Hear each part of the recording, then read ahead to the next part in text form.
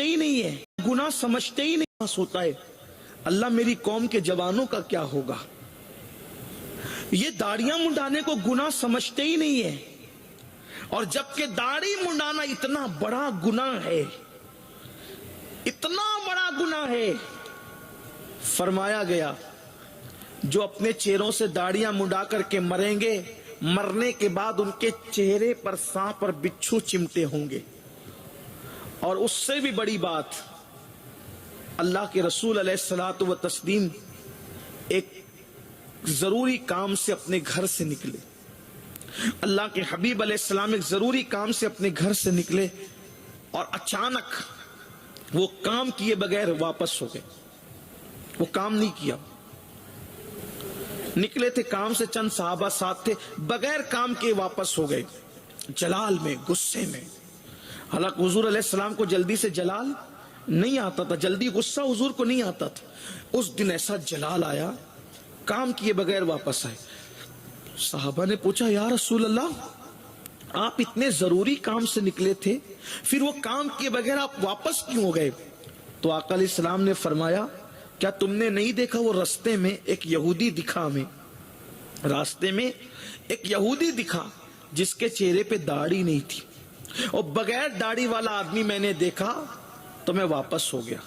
پھر آقا فرماتے ہیں جس چہرے پہ داڑھی نہ ہو میں اس چہرے کو دیکھنا بھی پسند نہیں کرتا۔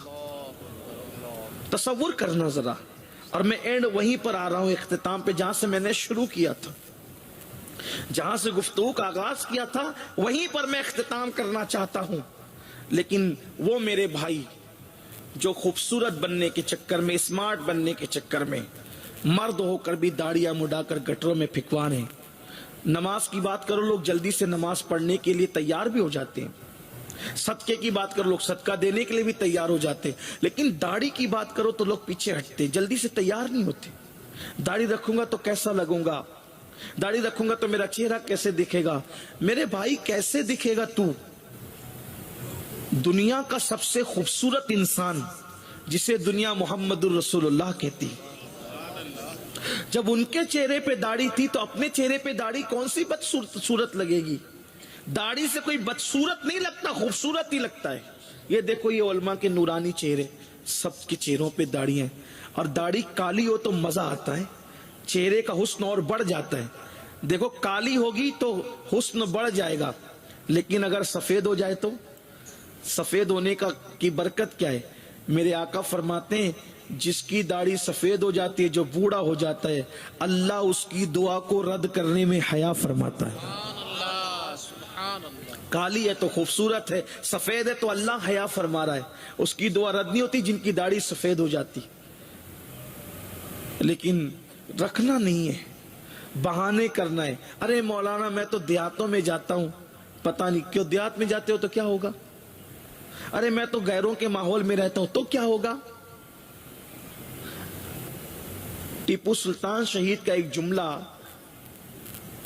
انہوں نے کہا تھا، 1000 دن کی بھیڑیے کی زندگی سے ایک دن کی شیر کی زندگی بہت اچھی ہے۔